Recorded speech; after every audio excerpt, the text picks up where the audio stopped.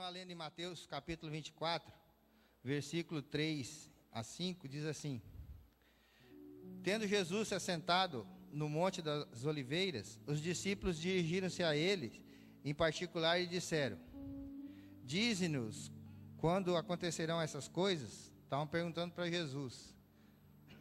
Em particular, eles chegaram para Jesus e falaram assim: ó, Jesus, já que estamos só nós aqui, você é o mestre dos mestres, você é o cara. Diz assim, afinal de contas, nós somos seus 12, nós somos seus discípulos, nós precisamos saber algo mais que os outros. Então, quando é que vai acontecer isso? Né, como se fosse um segredo. E Jesus, então, responde a eles. Eles perguntam assim: o que acontecerá? Quando acontecerá essas coisas? E qual será o sinal da sua vinda, do fim dos tempos? E Jesus respondeu. O que ele responde aí? Cuidado, que ninguém os engane. Se então alguém lhes disse: vejam, aqui está o Cristo, ou ali está ele, não acreditem. Lá no verso 23, do capítulo 24 de Mateus: se então alguém lhes disser: vejam, aqui está o Cristo, ou ali está ele, não acreditem, pois aparecerão falsos cristos e falsos profetas, que realizarão grandes sinais e maravilhas, para, se possível, enganar até os eleitos. Veja que eu os avisei antecipadamente. Assim, se alguém lhe disser: ele está ali, ele está lá no deserto, não saiam. Ou, ali está ele dentro da casa, não acreditem. Porque assim como um relâmpago que sai do oriente e se prostra no ocidente, assim será a vinda do Filho do Homem. Ele não vai vir de novo querendo convencer de que Deus o enviou, que ele é filho de Deus e tudo mais. Ele já fez isso, queridos. Então esse é um sinal de que falsos profetas estão no nosso meio, estão vivendo neste século, nesse tempo que nós estamos aqui falando. Existem esses falsos profetas. No Brasil tem um bem peculiar. Quem já viu falar do INRI? Meu pai! Ele pensa que é Jesus. Na cabeça dele, não sei o que tem lá dentro, ele pensa que é Jesus. Como falso profeta, posso afirmar biblicamente que ele é mais falso que a nota de R$300. Esse é terrível. E ele tem vários seguidores. Mas graças a Deus ele não tem muitos seguidores. Mas tem um outro falso profeta, um camarada que de repente já ouviu falar, chamado Reverendo Moon. Já ouviram falar nesse nome? É um coreano. Entre os absurdos que ele prega, ele diz que Jesus veio e chorou no ombro dele. Olha só como o cara é bonzinho, né? Jesus veio à terra, chorou no ombro dele, falou para ele: cuida da humanidade para mim, porque eu vim e falhei na minha missão. Olha só, né? Que Jesus tão humilde. É um absurdo um negócio desse. E o cara tem milhões de seguidores. E se a gente for contar todas as histórias de pessoas que marcaram a vinda de Jesus, marcaram volta dizendo que é Cristo, genocídios por conta disso, pessoas que ficaram milionárias, usando e abusando do nome de Jesus, da vinda de Jesus, ao decorrer de todos os tempos.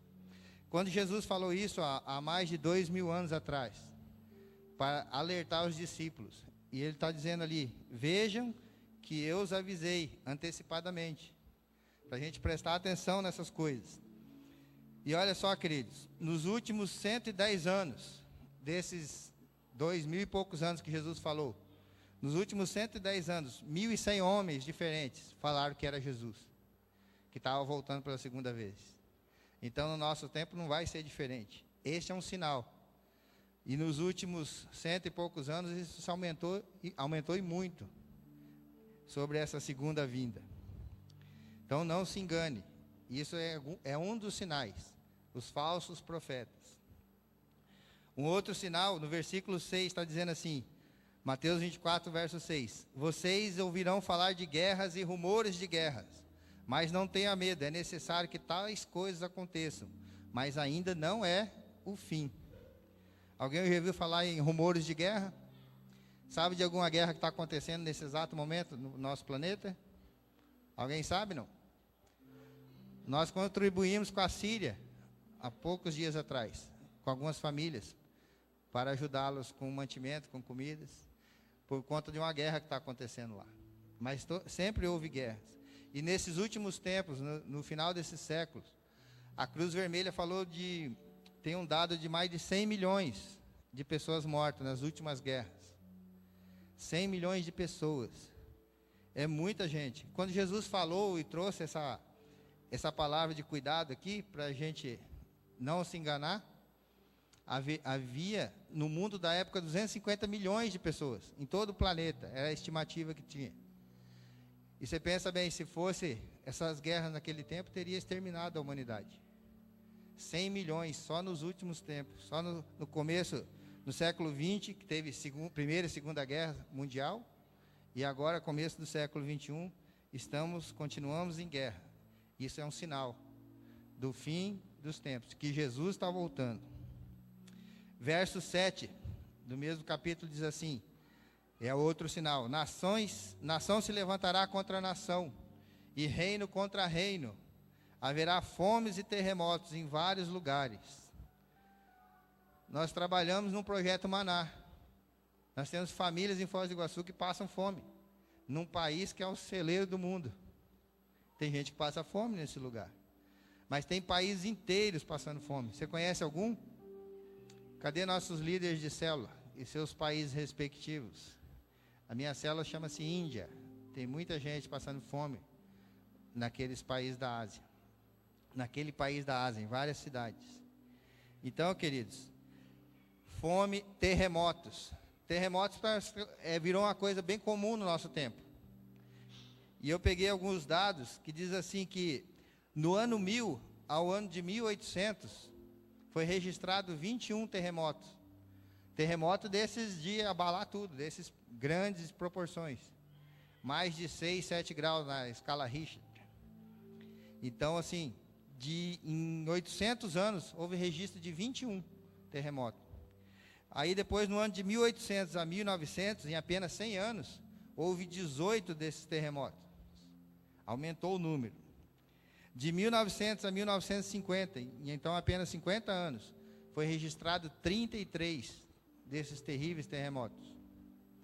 E do ano de 1900 ao ano 2000, 126 terremotos. Alguns deles causando tsunamis e coisas que a gente tem visto na internet e na televisão. E só nos últimos 10 anos, esse dado até 2010, tá? Nós estamos em 2014. Do ano 2000 a 2010, em apenas 10 anos, foi registrado 193 terremotos.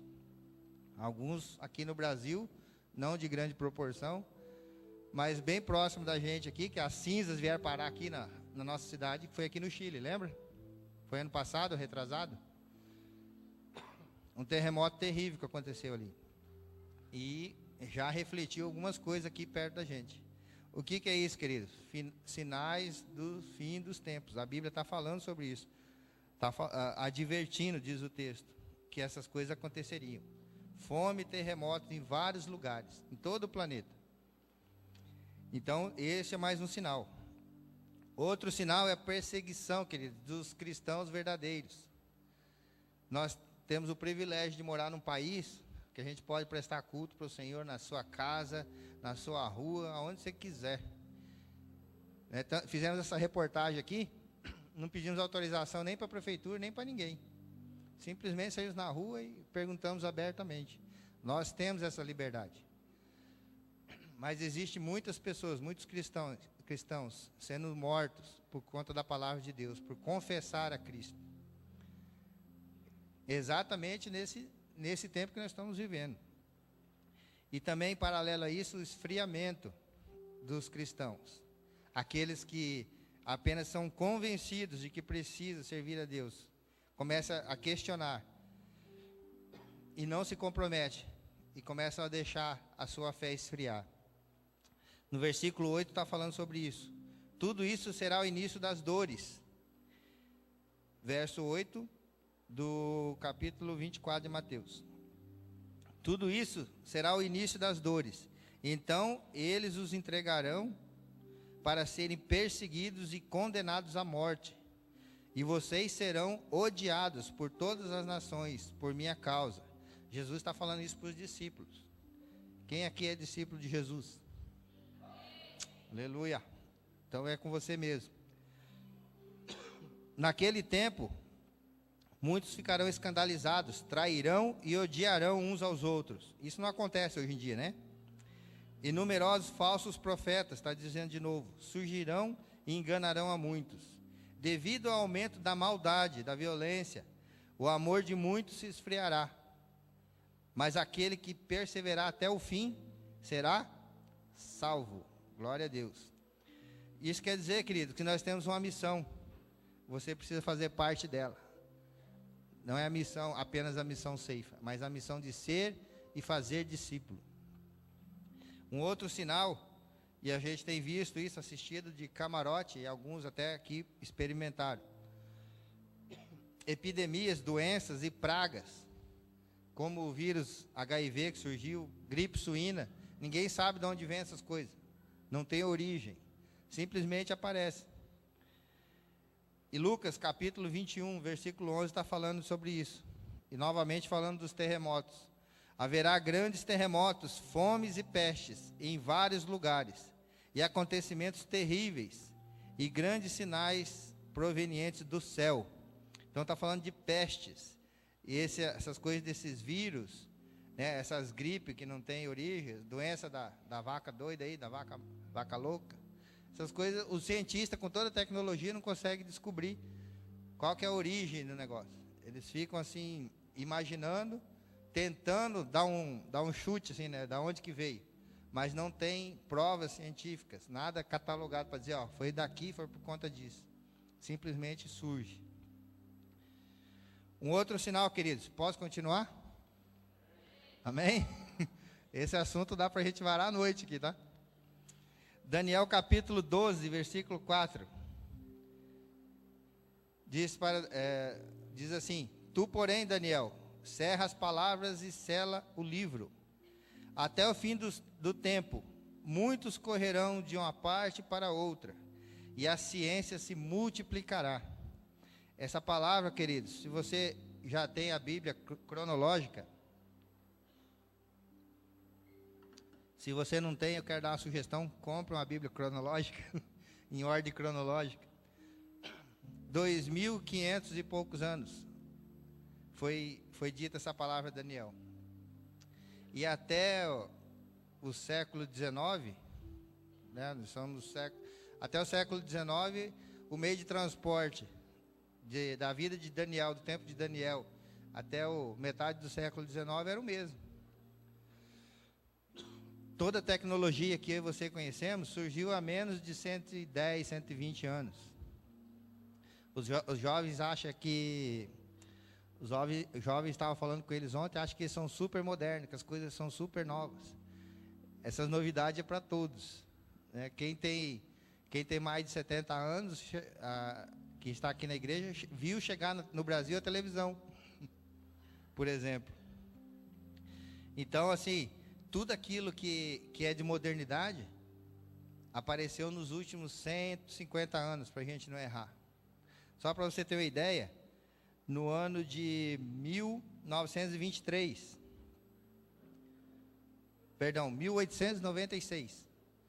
tem um camarada que inventou um aparelho que todo mundo usa, o tal do rádio.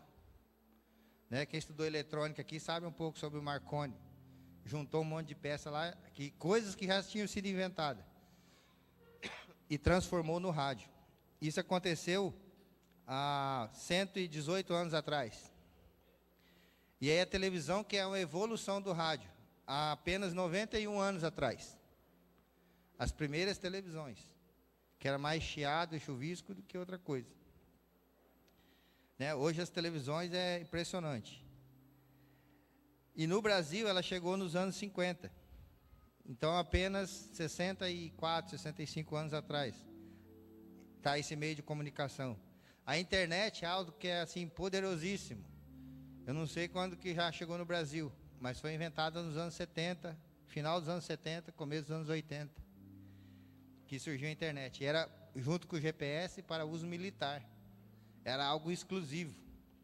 Eu lembro que a professora falava assim, não, depois do ano 2000 vai ter computador em todas as lojas, em todos os açougues, em todas as casas. Eu falava, essa professora é maluca, né? Porque o computador que a gente conhecia, ele usava algo 2 vezes maior que esse aquário da bateria, protegido dentro de um banco. Esse era o HD, sabe? O computador era isso, tinha uma segurança tremenda. E o cara que operava aquilo ali tinha que ser mais que japonês, tinha que ser ninja mesmo, para operar aquele negócio. E a professora falava que a gente ia ter aquilo em casa. Eu falei, dá para me morar dentro dele, como é que eu vou ter lá em casa? Então a gente tinha essa visão. E pensava que era assim, igual o desenho dos Jacksons, né? Você apertava o botão e falava, eu quero um sanduíche. O computador dava o sanduíche. Tinha essa visão errada. E hoje em dia, todo mundo tem computador. Aqui Daniel disse que a ciência se multiplicaria. Você, queridos, dentro de um celular. Quem tem celular aqui? Deixa eu mudar a pergunta. Quem não tem celular aqui? Não vale os que estão apreendidos, tá, João? Nem o do Vinícius. Os que estão apreendidos não contam. Então, todo mundo tem celular. É isso aí, Cássio. Estamos juntos. Então, todo mundo tem celular. E as informações que você tem no celular, você pegar o melhor cientista da face da Terra hoje, ele não consegue ter as informações que você tem ali. Isso é o quê? A ciência se multiplicando, o conhecer, o saber. Ali também está dizendo que o povo viajaria de um lado para o outro. Quem aqui ainda não viajou de avião? Bem poucos, né? Pega uma promoção aí, querido. Só para experimentar andar de lotação com asa. Muito legal. Então é isso, queridos. Não sabe o que é lotação? É ônibus. É um ônibus de asa. Se andar na Gol, por exemplo, é a Transbalan com a asa para o lado de fora. Bem legal. Então esses são sinais dos fins dos tempos. A ciência se multiplicou. Dá a impressão que essa geração está em crise, porque dá a impressão que não tem mais nada para ser inventado. Parece que tudo, vou inventar isso, já tem. E muito melhor. Então nós somos uma geração, temos uma geração aí que não consegue às vezes sonhar. Deixa como é que está, para ver como é que fica. Porque parece que tudo já foi usado, tudo já foi inventado, tudo já foi melhorado. E glória a Deus por isso. Mas existe, eu quero compartilhar mais um sinal, queridos. Mateus 24, 14, verso 14. E este evangelho do reino, evangelho da onde, queridos? Este evangelho do reino será pregado em todo o mundo, como testemunha a todas as nações, e então virá o fim. A evangelização mundial, queridos, todas as nações, todos os grupos étnicos, está sendo alcançada numa velocidade impressionante nos últimos tempos. Dá a impressão que as coisas estão se acelerando. Jesus está voltando verdadeiramente. Talvez nós não conseguimos terminar essa reunião. Jesus não pode ter esse sentimento, né? Mas vamos usar essa palavra, ansioso para voltar. Ele está querendo, mas há muito ainda a ser feito. E nós, como Foz do Iguaçuenses, como pessoas que moramos na fronteira, temos o privilégio de ter vários e muitos grupos étnicos morando na nossa cidade, dentro da nossa cidade. Então nós precisamos alcançar esses povos. No versículo 30 e 31 diz assim: então aparecerá nos céus o sinal do Filho do Homem, e todas as nações da terra se lamentarão e verão o Filho do Homem, vindo nas nuvens do céu, com poder e grande glória. E ele enviará os seus anjos com grande som de trombeta, e estes reunirão os seus eleitos dos 4 ventos, de uma extremidade à outra do céu. Esse texto está dizendo, queridos, que aqueles que já foram, que já morreram em Cristo, não importa onde eles forem enterrados, vai ser trazido para Ele, de todos os cantos. Porque quando eles foram, eles estavam preparados para essa vinda de Jesus. E eles estavam prontos para subir com Jesus, ao toque da trombeta. E trombeta, quando fala na Bíblia, tem um instrumento aqui que a gente toca, aqui na igreja, que de repente você já conhece o som. Quando você escutar, não vai dar para pensar, vou me arrepender. Traz, pastora, por favor. Vamos fazer uma simulação da volta aqui. Vamos ver quem vai ficar, quem vai subir. Não? Ok? Preste atenção nesse som.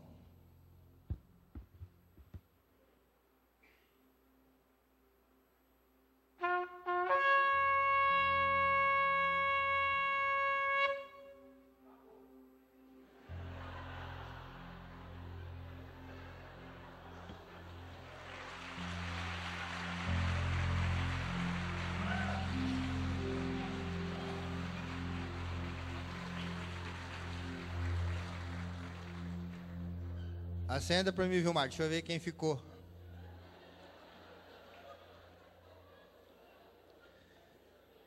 Garanto que não aconteceu, queridos, o arrebatamento. Eu estou aqui ainda, fique tranquilo. Você precisa ter essa certeza. Nesse toque, dá tempo de falar alguma coisa, se arrepender? E a Bíblia está falando que vai ser como um relâmpago. Esse toque durou bem mais que um relâmpago. Você precisa estar preparado. E você precisa observar 3 coisas para estar preparado. Como é, pastor, que eu posso estar preparado? Me ajude a estar preparado. Você quer estar preparado? Levanta a mão só os que querem estar preparado. Dê uma salva de palmas se você quer estar preparado verdadeiramente.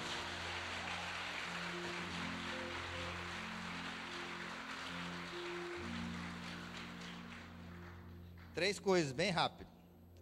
Apocalipse 22, 17, do 12 a 17, diz assim: Eis que venho em breve, a minha recompensa está comigo, e eu retribuirei a cada um de acordo com o que fez. Eu sou o Alfa, o Ômega, o primeiro e o último, o princípio e o fim. Felizes os que lavam as suas vestes, para que tenham direito à árvore da vida e possam entrar na cidade pelas portas. Fora ficarão os cães. Deixa eu explicar essa palavra aqui. O cachorro não vai entrar no céu, pastor? Não, não vai. Mas não porque são cães. Cães aqui significa os viciados, aqueles que têm qualquer tipo de vício. Fora ficam os cães, os que praticam feitiçaria, os que cometem imoralidades sexuais, os assassinos, os idólatras e todos os que amam e praticam a mentira. Eu, Jesus, enviei o meu anjo para dar a vocês esse testemunho concernente às igrejas. Eu sou a raiz e o descendente de Davi, e a resplandecente estrela da manhã. O Espírito e a noiva dizem: vem, e todo aquele que ouvir diga: vem. Quem tiver sede, venha, e quem quiser beber da graça e da água da vida. O Espírito e a noiva dizem: vem. É o Espírito Santo que te convence que você precisa vir e estar preparado. E a noiva somos nós, a igreja de Cristo, que precisa dizer para todos aqueles que precisam estar preparados, como o Darlo fez na entrevista.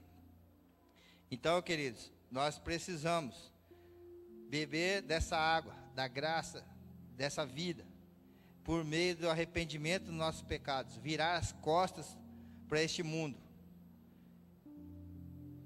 Essa é a primeira maneira de você se preparar, estar arrependido.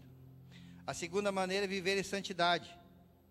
1 Tessalonicenses capítulo 5, a partir do verso 1 diz assim: Irmãos, quanto aos tempos e épocas, não precisamos escrever-lhes, pois vocês mesmos sabem perfeitamente que o dia do Senhor virá como ladrão à noite. Quando disserem paz e segurança, então de repente a destruição virá sobre eles, como dores à mulher grávida. De modo nenhum escaparão. Mas vocês, irmãos, está aí os irmãos? Mas vocês, irmãos, não estão nas trevas, para que esse dia os surpreenda como ladrão. Vocês todos são da luz, filhos do dia. Não somos da noite nem das trevas, portanto não durmamos como os demais, mas estejamos atentos e sejamos sóbrios. Pois os que dormem, dormem à noite, e os que se embriagam, embriagam-se à noite. Nós, porém, que somos do dia, sejamos sóbrios, vestido a couraça da fé e do amor, e o capacete da esperança da salvação. Porque Deus não nos destinou para a ira, mas para recebermos a salvação por meio do nosso Senhor Jesus Cristo. Aleluia! Glória a Deus. Outro texto para você viver em santidade. Romanos 13, versículo 11 em diante. Façam isso, compreendendo o tempo em que vivemos. Chegou a hora de vocês despertarem do sono, porque agora a nossa salvação está próxima. Está mais próxima do que quando cremos. A noite está quase acabando e o dia logo vem. Portanto, deixemos de lado as obras das trevas e vistamos-nos a armadura da luz. Comportamos-nos com decência, como quem age à luz do dia, não em orgias e bebedeiras, não em imoralidade sexual e depravação, não em desavenças e inveja. Pelo contrário, revistam-se do Senhor Jesus Cristo, e não fique premeditando como satisfazer o desejo da carne. A palavra de Deus está alertando. Paulo falou isso para os romanos, e serve para mim e para você. Então, santidade. Primeira coisa, arrependimento. Segunda coisa, santidade. Uma terceira coisa para você estar preparado, queridos. Esperando. Você tem que estar esperando e apressando a vinda de Jesus. Este é o seu compromisso maior. Apressar a vinda de Jesus. Você que já aceitou a Cristo. Você que é um cristão verdadeiro. 2 Pedro, capítulo 3. 2 Pedro 3, versículo 1 em diante.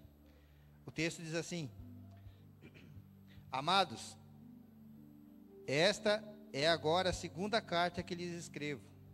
Em ambas quero despertar com essas lembranças a sua mente sincera, para que vocês se lembrem das palavras proferidas no passado pelos santos profetas, e do mandamento do nosso Senhor e Salvador, que os apóstolos de vocês lhe ensinaram. Antes de tudo, saibam que nos últimos dias surgirão escarnecedores, zombadores, e seguindo suas próprias paixões. Eles dirão: o que houve com a promessa da sua vinda? Desde que os antepassados morreram, tudo continua como desde o princípio da criação. Mas eles deliberadamente se esqueceram de que há muito tempo, pela palavra de Deus, existiam céus e terra. Esta foi formada de água e pela água. E pela água o mundo daquele tempo foi submerso e destruído. Pelas mesmas palavras, os céus e a terra que agora existem estão reservados para o fogo, guardados para o dia do juízo e para a destruição dos ímpios. Não se esqueça disso, amados.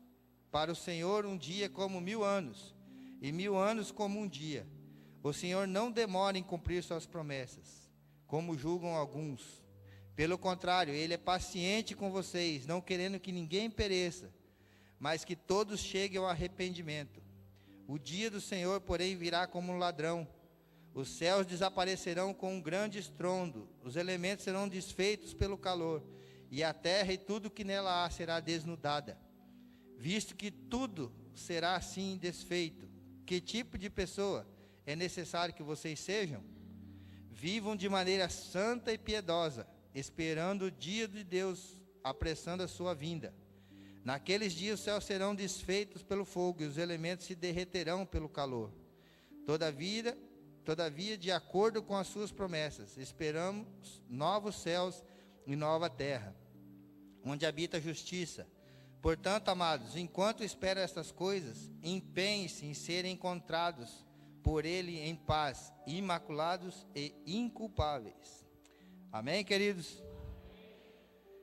Jesus, a palavra de Deus diz que Ele subiu ao céu, está à direita de Deus. E até que o Pai coloque todos os seus inimigos como estrado dos seus pés, a palavra diz. E Ele está acima de todas as coisas, esperando que esses inimigos estejam debaixo dos seus pés.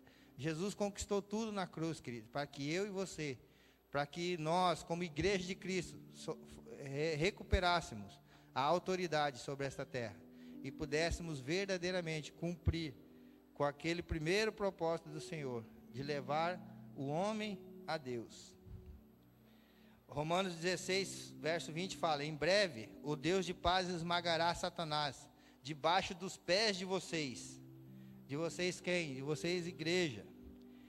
E a graça do Senhor Jesus seja com vocês.